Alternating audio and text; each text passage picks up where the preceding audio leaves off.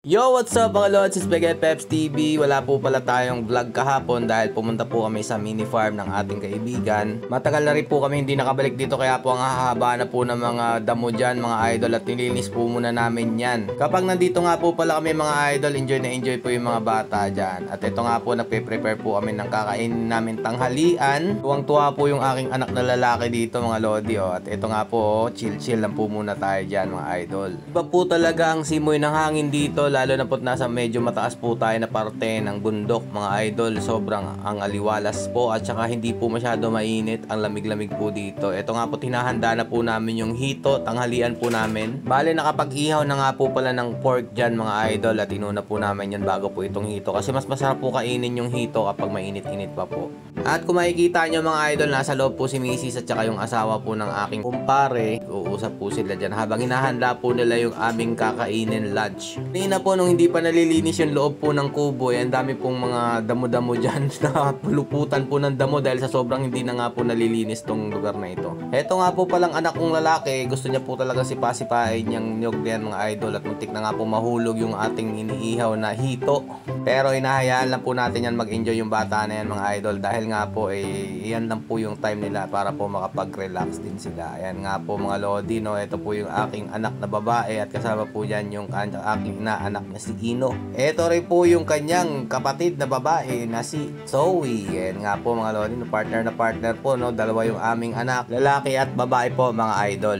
Ito po talaga yung magpapasarap na tanghalian namin mga idol. O, kitang-kita nyo naman po, naka-slice na po yan at ready to eat na po yan mga idol. Kakain na po kami ng lunch maya-maya. At syempre, hindi po mawala yung kwentuhan yan mga idol, no? Matagal din po kasi hindi nakita yung aking misis at saka ito po si Kumare. So, umpisa na po natin ang lunch natin mga idol.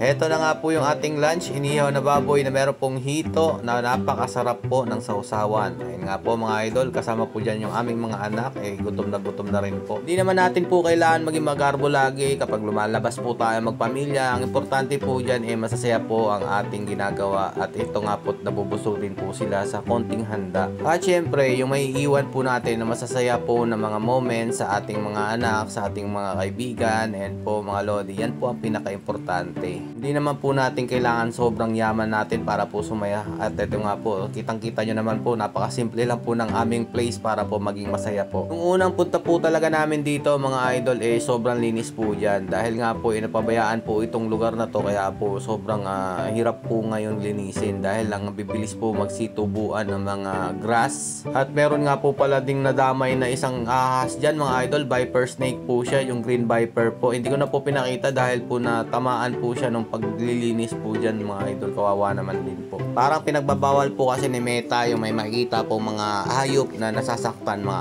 idol. Hindi naman po sinasadya dahil nga po sobrang dami na pong mga damo dyan, kaya po nung paghampas po hindi po namalayan dahil kakulay lang po ng mga damo itong green viper mga idol. Hindi ko lang po alam kung gaano po ka-venomous po yung green viper mga idol. Pa-comment nyo naman po kung sino po nakakaalam dyan. Basta po ako, nakukyutan po talaga ako sa ahas na ganyan Sayang po talaga kung napansin ko po na merong ganyan mga idol, hinuli ko po yan at nilagay sa garapon para alagaan. So, ibig sabihin po pala niyan mga idol, marami pa pong viper snake dito o green viper sa lugar po na ito. Pero kung venomous naman po siya mga lodi, syempre may mga bata dito, hindi po maganda yun, di ba? Nag-aaway pa nga dito yung dalawang babae na bulinggit mga idol.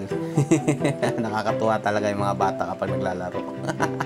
So yan lang po muna ng ating binahaging video sa inyo dahil nga po kahapon hindi po tayo nakapag-upload nito dahil sobrang busy po. Ulitin ko mga lodi, hindi po natin kailangan ng sobrang daming pera para po mag-enjoy sa buhay. Kahit sa simpleng gala lang po mga lodi, importante po dyan yung bonding po ng inyong pamilya. Siyempre yung kasiyahan po na ibibigay nyo sa inyong mga anak. Kitang-kita nyo naman po yung tuwa ng mga mukha ng aking anak at saka yung anak po ng aking kumpare at kumare mga lodi. Yan po ang pinaka-importante sa lahat. Kaya dito ko lang po tatapusin itong video na to mga lodi. Siliface po muna yung aking anak na babae na nadapa pa dyan. Stay safe mga lods and God bless you all.